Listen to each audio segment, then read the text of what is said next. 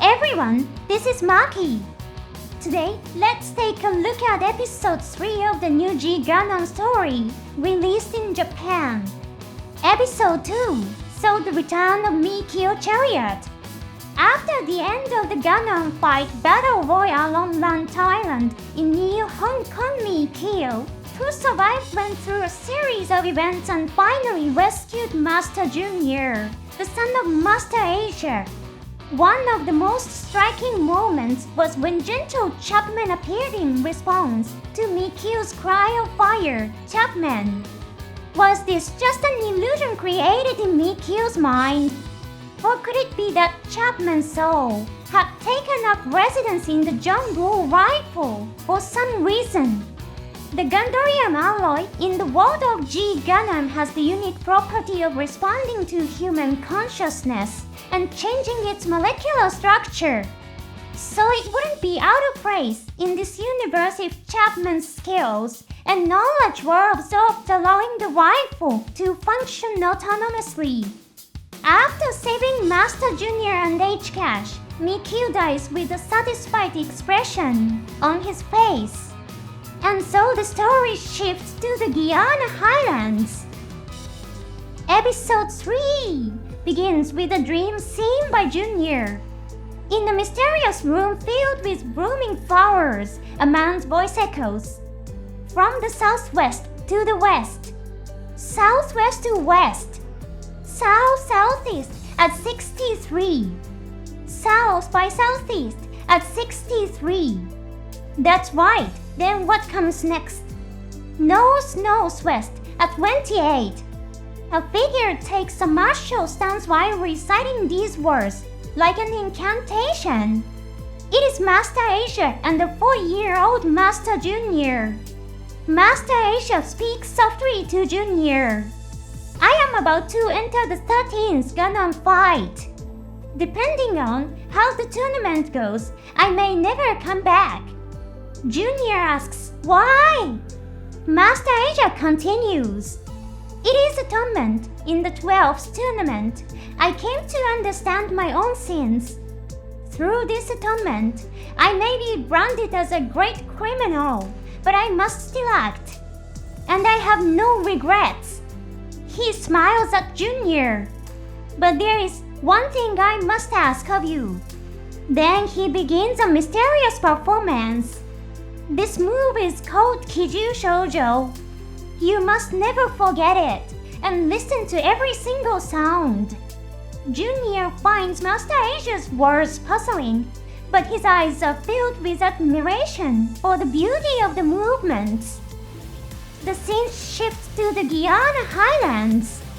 Upon reaching the tabletop mountains, Junior is struck with shock and sadness.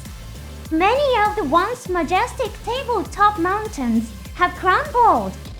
Angel Falls, which once captivated people with its beauty, is now half destroyed, and the flow of water has visibly diminished. The land is ravaged. Huge corner posts stand tall around the devastated area. H, equally astonished, turns to Junior and asks, is this where you were born? Junior shakes his head. No, the Guyana I remember was nothing like this. The vegetation is gone, the soil is stained a dark red, and the sky is obscured by chemical-laden clouds that block out the sun. Factories now stand on the land, and rough-looking DG hunters roam as if they own the place. Deep underground, DG dust is mined and sorted. It is a scene reminiscent of the gold rush of the old century. H mutters, it's like a DG rush. Seeing something so ugly, it's hard not to think that Master Asia's beliefs and actions were right all along. Junior cries out sadly. Exactly, Domon ruined my father's vision. As he speaks, Junior suddenly notices something. His gaze falls on the wreckage of the Shining Gundam. Embedded in the chest of the Shining Gundam is the arm of the Master Gundam. Seeing this, Junior's expression changes as if he has come to a realization. Now I understand. My father's treasure is here. H nods in agreement. And so is the full Domon. H and Junior look at the corner posts. H begins to explain. The Center for Dark Gundam Control allowed the DG hunters to rule Guyana in exchange for setting up these corner posts.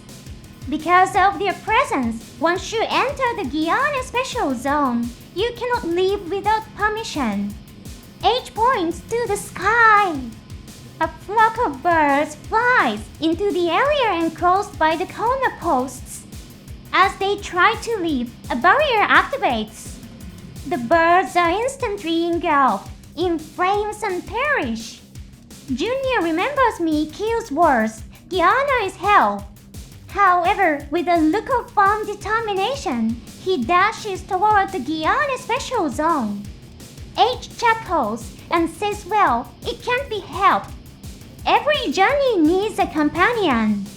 Then grinning, he runs after Junior. Junior and H spend several days posing as DG dust miners. Inside the Guyana Special Zone, fights broke out frequently between the DG hunters as they fought over the DG dust. The mobile armors used to transport the DG dust mine by Junior and H carried it beyond the Special Zone. Since these mobile armors belonged to the CDGC, they were able to pass through the barrier unharmed. Outside, at the designated disposal site, the DG dust was systematically destroyed by controlled explosions. Junior commented it seems such a waste to go through all the trouble of mining it, only to have it blown up. H laughed and replied, forget it, let's get something good to eat today. In her hand, he discreetly held a piece of DG dust he had smuggled out. Although it was forbidden to carry DG dust personally, it was commonly used as currency among the DG hunters. H then spoke about the working conditions of the DG hunters. The mines had established a shift system to ensure that workers weren't overworked, and the working environment was well maintained. Wages were fairly distributed based on the amount of DG dust mined. Although the overall extraction rate was gradually decreasing, it seemed that they were steadily approaching their goal of eradicating DG dust from Earth. As Junior and H walked, they noticed a commotion among the hunters. Apparently, a massive chunk of DG dust had been discovered. Some speculated that a new vein had been discovered. Word spread that the Prime Minister of the Guyana Special Zone was coming to inspect the site. As they moved through the crowd, H accidentally dropped his piece of DG dust. She quickly ran after it. Just as she reached out to grab it, a man's foot suddenly stepped in her path. H looked up and saw a luxury car in front of him. The man standing in front of him was the driver of the car. Personal possession of DG dust is strictly prohibited, the man said, trying to confiscate it. H clenched his fists in anger. Are you trying to steal it for yourself? She snapped, ready to lunge at the man.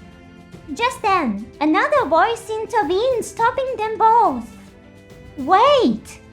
You must not disregard the feelings of these valuable workers. Guyana exists because of their work. Wang Yanfa stepped out of the luxury car. After taking the DG dust from his driver, Wang handed H some glory currency. As he did so, he spoke to H in a calm, yet firm tone. No matter how small, all DG dust belongs to me. I'll overlook your insult this time, but please don't do it again. Flustered, H quickly took the money and hurried away as if he was making a hasty escape. Junior watched the exchange between H and Wang from the shadows. Wang Yangfa was one of the key figures behind the DG incident, someone who should have died long ago. H muttered, so people who have absorbed DG cells are really hard to kill. Just then, a murmur spread through the crowd. A DG hunter who had approached Wang to present the newly discovered DG dust suddenly brandished a knife at him. It was clear he intended to rob Wang by force. But Wang remained perfectly calm as he addressed the hunter. I see, so you are a robber. However, my bodyguard will not tolerate such behavior.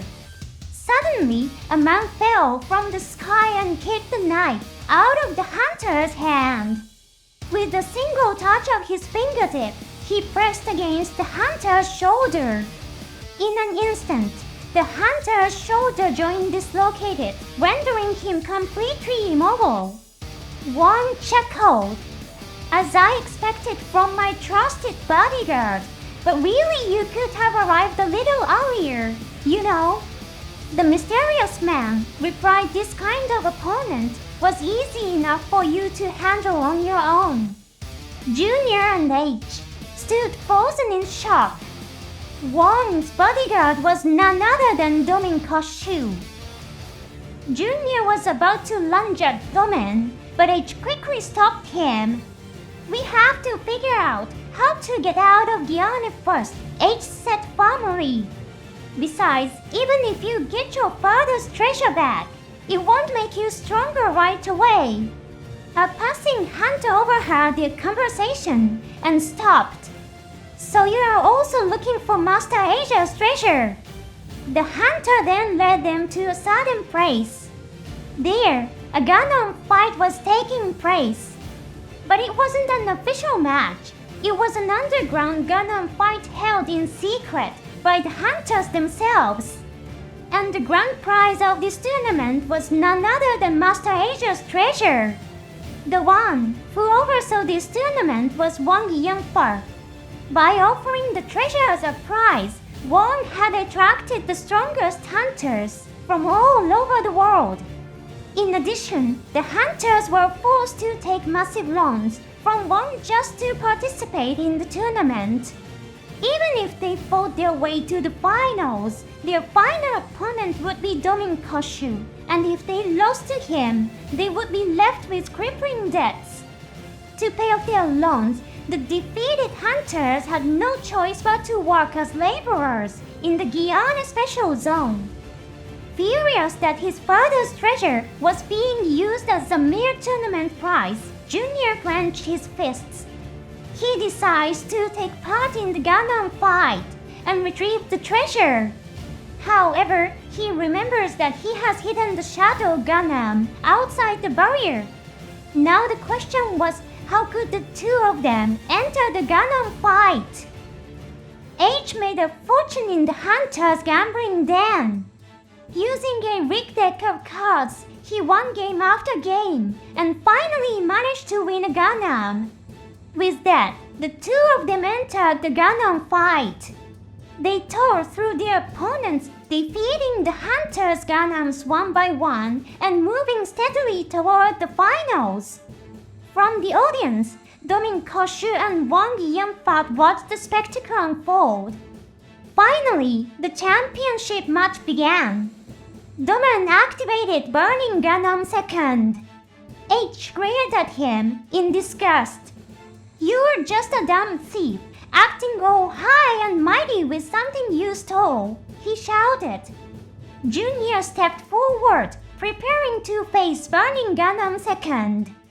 But before he could take another step, move aside. A new Gundam suddenly crashed into the arena. It was Cobra Gundam.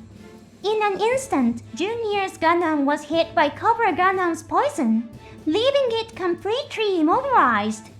The battle shifted. Cobra Gundam lunged at Burning Gundam Second, coiling around it, restricting its movements. But just then, the wings on Burning Gundam Second's back detached and floated into the air. The floating parts combined transformed and reshaped themselves into various weapons. With overwhelming ease, Burning Gundam Second destroyed Cobra Gundam. Junior sighed with anger. Using weapons. That's a disgrace for a martial artist. Domon stomped on Cobra Gundam's head, crushing it under his foot as he coldly declared his victory. H clenched his fists. No, I can't let my mother see him like this. Not like this. After destroying the Cobra Gundam, Domon turned to Junior's immobilized Gundam. Our match will continue in 3 days. Fix your Gundam until then. With that, Domon walked away. Meanwhile, at the CDGC colony of Neo Japan, Karat sat in his office reviewing a report from a spy he had secretly sent to the Guyana Special Zone. According to the report, Domon had attempted to retrieve Master Asia's treasure from Wong. However, Wong threatened to destroy it if Domon resisted. With no choice, Domon was forced to become Wong's bodyguard. Karat looked visibly frustrated. Allowing Wong to operate freely had been a mistake. And yet, ironically, it was Karat himself who first came up with the idea of using Wong's talents. After surviving the DG incident, Wong fled to the Guyana Highlands. By all rights, he should have been captured and brought to justice. However, Wong possessed a unique ability. He could locate DG dust veins. To exploit this ability, Neo Japan established the Guyana Special Zone and sealed Wong inside it with the corner posts. In return, Wong was given the title of Prime Minister and full autonomy over the zone. But now a troubling rumor was spreading. Recent data suggested that the remaining DG dust in the Guyana Highlands was nearly depleted. If true, Wong's role would soon come to an end. Karat suspected that once that happened, Wong would take drastic measures, perhaps even declaring war on the world. And in the middle of it all, Domon was forced to serve Wong. It was a dangerous situation. Karat turned to his spy and gave him a new order to gather more information from Guyana. Junior's Gundam was still being repaired at the factory. Meanwhile, he and H had made their home in the destroyed cockpit of the Shining Gundam. In the cockpit, Junior lay asleep. Once again, he dreamed of Master Asia. Further, he cried, jerking himself awake. Beside him, H was still fast asleep. Junior gently pulled a sheet over her before stepping out of the cockpit. He climbed onto the arm of the Master Gundam and looked out over the Guyana Highlands. Something caught his attention. Curious, Junior began to inspect the arm of the Master Gundam. There, he found the maintenance panel. He quickly began tinkering with the controls. A faint hum echoed. There was still energy left in the Master Gundam's arm. The energy of the Shining Gundam had been completely depleted, but somehow power remained in the silver limb. Even more surprising, the dark Gundam cells inside it had stopped working. Standing on the Master Gundam's arm, Junior began to practice his martial arts moves. But then, screams erupted in the distance. In various places in Guyana, a mysterious light began to shine. And within the glow appeared the image of Master Asia. Inside the Prime Minister's office, Wang Yangfar had collapsed in panic. No, impossible, Master. Have you come back to hunt me? Elsewhere, Domon K. Domon also saw the ghost of Master Asia.